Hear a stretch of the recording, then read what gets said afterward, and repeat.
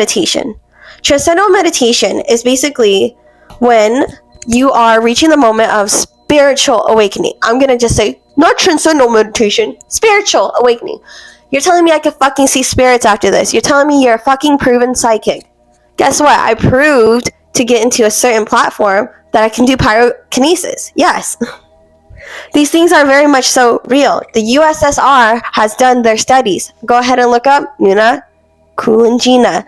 Go ahead and look up the implications of psychological AI technology. I had to be careful with my words, okay, boo-boo? You gotta get it. Transcendental meditation. So basically, it's when you hit a meditative state, you're gonna start twitching, and this happens because you're barely becoming aligned. And what do I mean when it comes to alignment? Well, what your body does is when you meditate, you're taking into consideration your breathing techniques. You're breathing in, holding, and letting out slow. So think about it when you're bleeding, okay?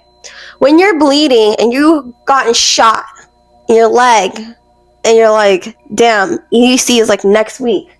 All right, you get shot in your leg. Are you going to breathe faster or are you going to breathe slower? You're going to breathe slower so you have less, your heart is not beating as rapid and pushing out more blood towards the wounded area, right?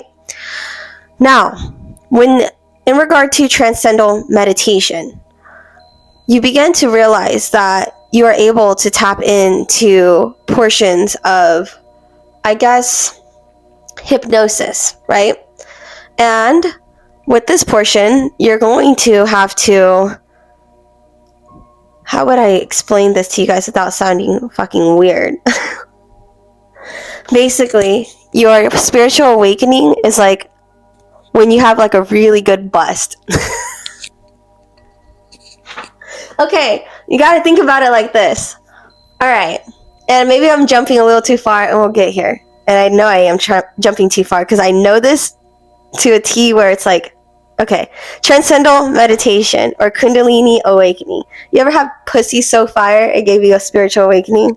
Okay, so we're gonna go over to different states. But when you're like about to bust and you bust, it's like that feeling. It's like tingling on your spine. Transcendental meditation. Just for a while, a long while, with like a hurts going through your ears, okay? Because you have your beta, and then you have your alpha and your theta, and we'll go through over there. Now, next, biofeedback. It's self-cognitive powers of the left hemisphere to gain access to assorted pains and pleasure. You may have to concentrate with the left brain to achieve that. Biofeedback. Okay, so biofeedback is the example that I gave earlier. So, what does that mean? With the eyes, biofeedback means that the left brain tries to synchronize with the right brain, X, Y, and Z, right? If you have your left eye, you have your right eye, you're going to have to see together. The brain tries to synchronize it all together in one, and that is why you achieve that meditative state. Next, we're going to get into the gateway process and the hemisync. And what does the gateway process have with the universe? Well, you think about it, your brain, 2 hemispheres, the universe operates 2 hemispheres, right? That's just how it works. And how can I prove that? Well, let me put some cited resources in for you so you can understand what the fucking hemispheres of this world is. Lamp versus laser. Okay, so everything you see is reality in front of you, right? It's all spread out like a lamp. And it's like, what? What do you mean? Let me give you an example. It's a lamp, right? It's a lamp. It's dispersed everywhere. A laser, it's like it points right at you. Like, zoom, lamp, laser. Now, in your head, have you ever face fucked someone? Like you were fucking someone and you're thinking about someone else? And like you close your eyes and you're thinking about someone else while you're fucking. Holograms. It's a 3D image. It's not what you can see in front of you like a lamp, but it's lasered in your head where you could feel it, you could see it. That is part of the gateway. We call that focus 10. You bust, that's basically like your spiritual awakening. Does that make sense? Something similar to that. Great. You ever get the tingling in your spine? You ever had pussy so good your leg was shaking after? Then you realize you hit your spiritual awakening. Frequency following response. 10 hertz below, 10 hertz above. I prefer to use 4 hertz due to theta waves. And honestly, without the utilization of binaural beats, I actually have the natural innate abilities to tap in. So what I do is I look at the documents provided, and then I look at additional research from online, and then I use myself as the study to fact check everything. And then I also try it to see what what other people do. Role of resonance. I'm normal too. Don't get me wrong. I just do my due diligence, and I'm just born with this ability. And now I'm teaching you for the greater good of all, because the gateway process is how we're going to combat psychological manipulation due to AI innovative technology. Not pushing propaganda. All right, role of resonance. Your heart synchronizes with your breathing techniques. Yes. So I happen to be a girl that plays with fire. My hair is all gone and everything. So I play with fire. And what is the role of resonance here? When you're thinking about fire and you're looking into a flame, okay, it's going to flicker at the campfire, right? This flickering causes alpha and theta waves to the brain. But when you're breathing and you're like slowing up and speeding down, believe it or not, even when you're astral projecting, it's about you being able to release and breathe. You could breathe in, hold, and then breathe out much slowly. Do that right now 3 times. Right now. And tell me. And close your ears. Just shut everything out. Do that 3 times and tell me you do not feel anything different. It's a lot different. Just similar to exactly how I explained when you have a bleeding wound, while you're going to breathe in and breathe out very slow, because it's not going to send the receptors to your brain to cause the pain, nor send additional impulses to make your heart beat faster. So the role of resonance is the things that you hear, your heart will try to synchronize with it. Yes, you ever lay on someone's chest and then all of a sudden, I don't know, I'm not good with emotional shit. Next, stimulation. Telepathy at waves. What? People can read people's minds? Yes, at certain wavelength frequencies. Let's say you've already gone through focus 10, focus 12, and focus 15. What is the difference between all of them? Your focus 10 is your first initial meditation. Your focus 12 is when you extend the meditation and you're able to hit your psychic abilities, claircognizance, clairvoyance, astral projecting, traveling to the past, traveling to the future. Yes, it's all real. Don't believe me? Go fact check yourself. I have the document right next to me, and do your own due diligence as well, because I want people around me that are constantly learning. I don't mind if you were to bring a topic up to me, just bring it. Your brain. Energy entrainment. Ooh, my favorite, telekinesis. Telekinesis as a pyrokinetic. Now, there's people out there that can actually manipulate energy.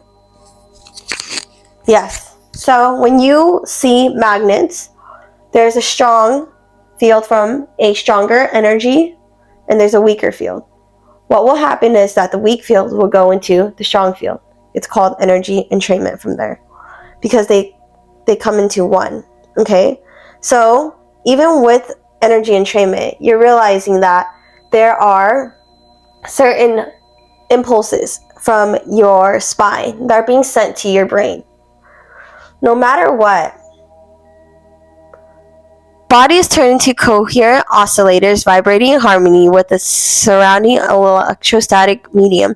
The specific exercises included the gateway tapes and joins participant to build up energy around the body. Yes. So when they're saying energy around the body as well, I apologize to jump so quick, but it's your energetic field. Your heart is beating, right? You do involuntary movement. It generates something called vibrations. Vibrations generate energy, even when it's around us. So yes, as I gave the description of energy entrainment, that is exactly what it is. There's energy that's around us. So if you put my hand next to a fire, the fire will most likely go towards my energy. because the flame is smaller and my energy from my hand is stronger. And let me give you an example. This right here is a fucking fire. Okay, what is fire? Energy. Where does energy come from? The source. Our body has something called energy. I didn't drink too much, but usually your fire will go straight to you. That's energy entrainment. Anywhere that the force goes, it'll go to you. The flame is a smaller energy. Your aura is a larger energy. So what's going to happen? It's going to make the smaller energy go to the larger energy. Okay, got it? Wow. Cognition, consciousness and energy. So basically, the energies from your spine has oscillating grids. What that means is basically this right here, from all your nerves in your spine, they send signals to your brain. That's it. That's all you need to know. Which signals, what signals? Well, guess what? Pull up the document and reread it again. It's basically telling you how quick the energy goes from your spine all the way to your head. And that's 10 to the 22nd hertz. That's a lot. That's a lot of zeros, okay?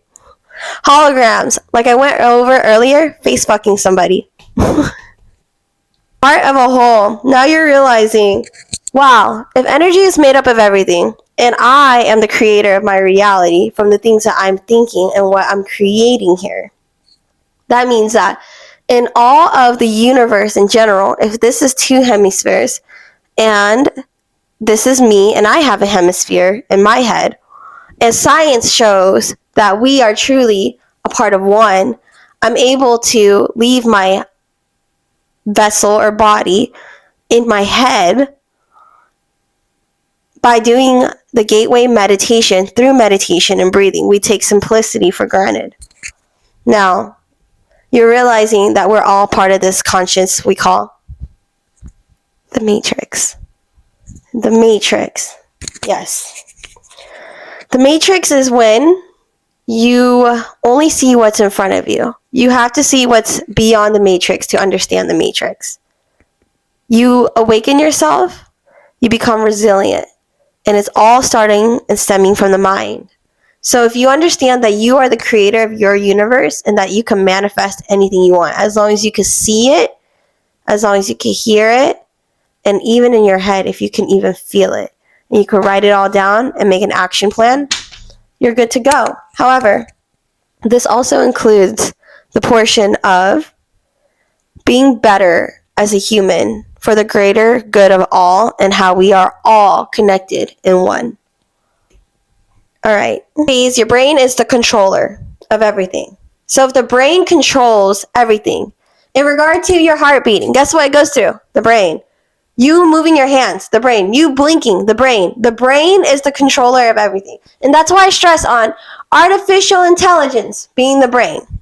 Are you smarter and more awoken than what the artificial intelligence brain is? They can replace exactly what you can do cognitively, but they can't replace your conscience or subconscious. So being able to utilize your thoughts and being able to control your thoughts, nonetheless, if everything in society tries to control you, you have to be resilient. And that's why you're on my channel. Welcome. Do today for this episode, because now we're going to head into time and space dimension, and I have to break things down into quantum mechanics for you guys.